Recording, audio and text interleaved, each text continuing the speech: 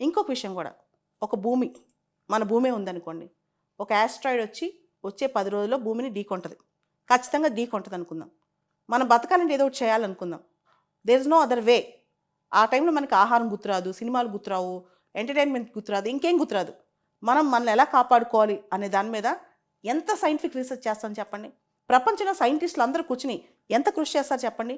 ఎంత హడావుడిగా war footing మీద పనిచేస్తారు చెప్పండి. అప్పుడు ఒక లక్ష్యం తప్ప ఇంకేమైనా కనిపిస్తుందా మనకి?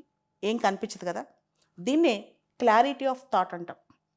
మనకి భూమి మీద కొన్ని రోజులే ఉన్నాయి. ఈ రోజుల్లో మనం ఏం చేయాలి? అది చిన్న పనైనా పెద్ద పనైనా, చిన్న లక్ష్యమైనా పెద్ద లక్ష్యమైనా, దానికి క్లారిటీ ఎందుకు ఉండట్లేదు మనకి?